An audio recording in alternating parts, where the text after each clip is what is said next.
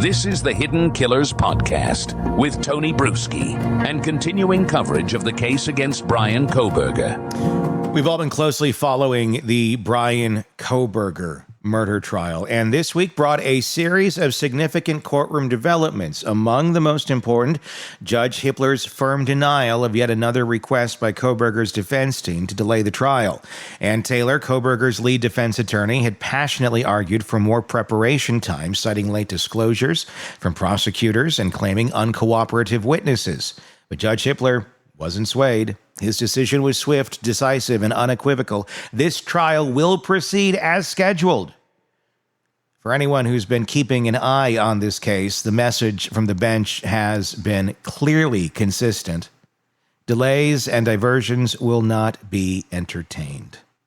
Well, the defense may argue the limits of this, that it limits their preparation. The judge appears to be carefully balancing the defendant's rights with the emotional toll these continual delays inflict on the victims' families who have been waiting for justice for far too long.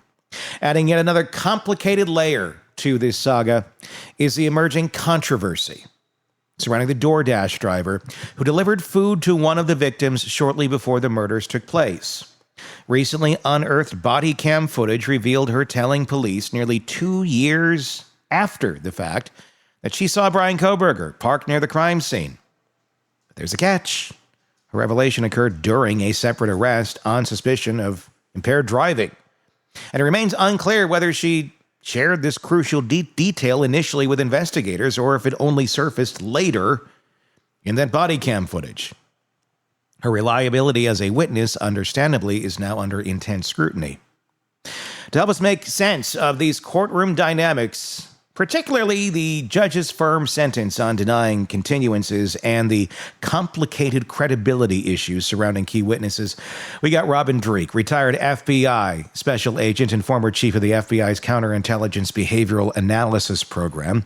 Robin specializes in behavioral insights, credibility assessment, and a lot more than that. The other big thing that the judge said nope to this week, nope.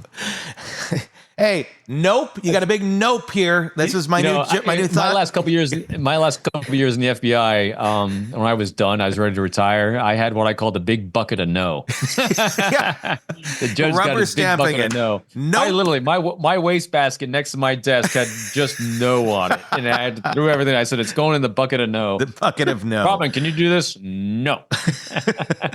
The other thing he said no to was no continuance, meaning this thing is happening as scheduled. Kohberger's attorneys argued passionately that they needed additional time, citing late discovery disclosures and uncooperative witnesses. Yet Judge Hippler remained firm, denying the continuance request and insisting the trial proceeds as planned.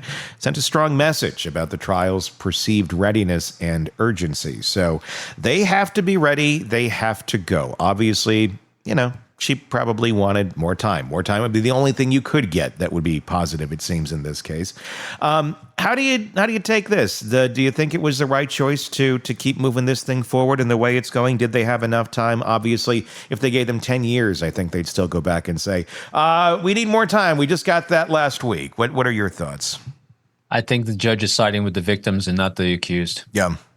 Let's just press. He's being very reasonable. I think he's done a good job of mitigating to the best of his ability any appeals, because it's going to be appealed no matter what, especially if he gets a death sentence on this. If he's found guilty and gets a death sentence, it will be appealed.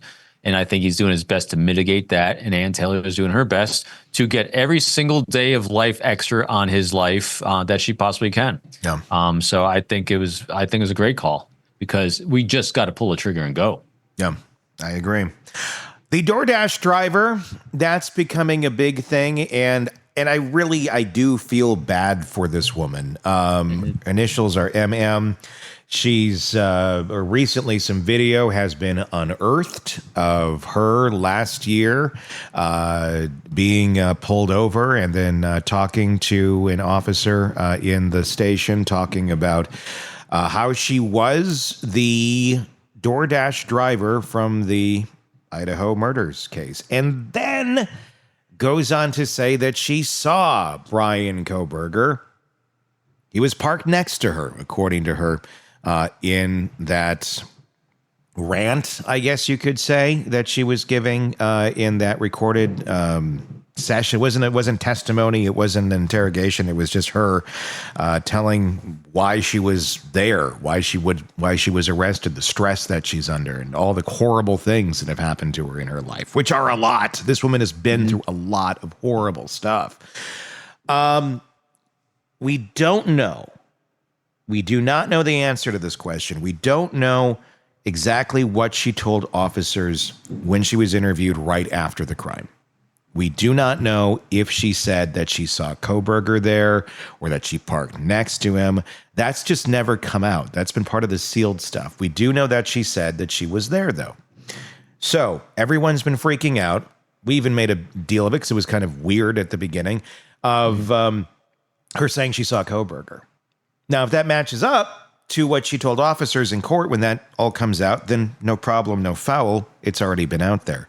But if she didn't tell officers that, if that was not part of the story previously, and now suddenly, and a couple of years later, when she gets pulled over for being, pretty off on her meds, this is coming out, that's a credibility issue.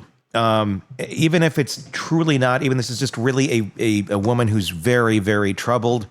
A jury's going to see that as, why now? Why are you just saying this now? What are your thoughts on that? Yeah, it's going to have to be congruent with her original statements to law enforcement for credibility. Again, when you do a deeper dive on credibility and witnesses, the more time that passes, the less credible they are. And we have a lot of time that's passed on this. If indeed these statements are found later, and she made the statements later, not earlier, what can make her more compelling and credible is a compelling story. In other words, the transparency, the vulnerability, the things that she has shared that we do know about her makes her a compelling figure that you want to believe. And then it comes down to the story. It's interesting. Human beings as a species, we have evolved because of our storytelling capabilities. We love a good story. With stories, what gives things credibility. All cases come down to one side telling their story, another side telling their story. Juries decide what story they like better and which are supported by facts more. It really comes down to that storytelling. So if she tells a good story about her background and who she is, which makes her a compelling individual, and she made the statements earlier on when first stopped, that brings some level of great credibility. But again, if the story came out later that she made the claims with no reference to it earlier, it's going to be I don't think it's going to have a negative impact. I think it's just going to tarnish her. I'm worried about that one because to me, I'm going to guess the defense is going to just hone in on that and going, okay, great, you got your story. And they're going to have to do it strategically because this woman could get a lot of empathy. There's two ways she could play it. There's one way it could be played. And I'm not saying she's playing this. I'm just saying two ways it could be perceived, I guess, is how it really is. If the jury, hears a bit about her background, about the trauma that she's gone through witnessing her husband being murdered in front of her. There was another friend, I believe, that died. I don't know the details of that in front of me. And I read it the other day, but I don't know enough to recall it. But I know there's another death that she had dealt with. And now being this connected to the Kohberger case is basically the star witness. Mm-hmm. If you've gone through all that and the defense will end up, trying to undercut her, trying to show she's not reliable. See, she's on these medications. She suffers from these ailments, these stresses, the jury could look at that and go, yeah, maybe it was a false memory.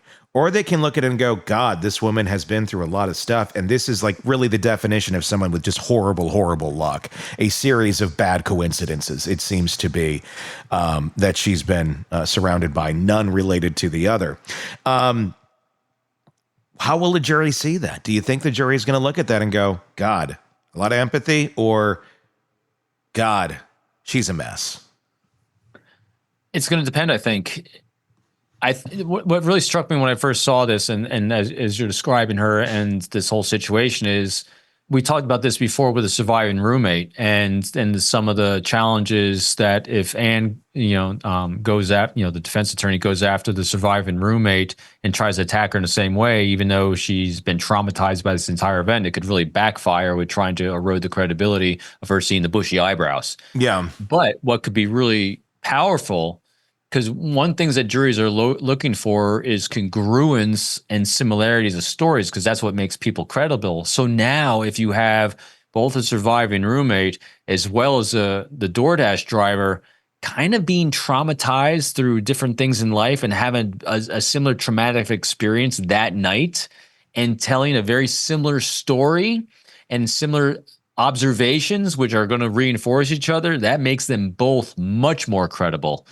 So I think if I was a prosecutor, that's what I'd be looking at, is that how do we make both these individuals compelling, very similar and congruent in their stories and also background of what they went through. That's what's going to, then Ann Taylor is kind of done on it, I think. I mean, how do you battle that? I don't know. I mean, you're also relying on the jurors having enough empathy, deep empathy, or empathy at all, because some folks just don't, for this person and how that's all going to read. Because I could see somebody, a very crass individual looking at her, and even though her story does all add up, all the trauma she's been through, not wanting to take the moment to consider any of that, just going, she's a mess. Look at her, she's crazy. Just the crass, stupid things people say when they don't take a clinical or a critical look at things.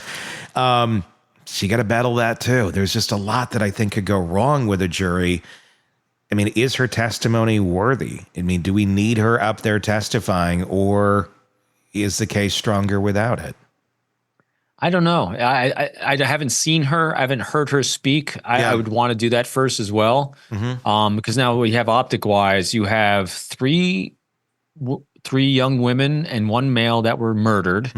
And now you have two witnesses, both females. So you could have a lot of sympathy on that aspect as well about this one guy, Kohberger, who purportedly is traumatizing all women that he's encountered. I mean, so I think there's an aspect of that as well. I think it's going to come down to how she presents herself in a courtroom. I mean, that's what a lot of lawyers do, is not just what they're going to say and the content of it, but how they're going to present in the courtroom.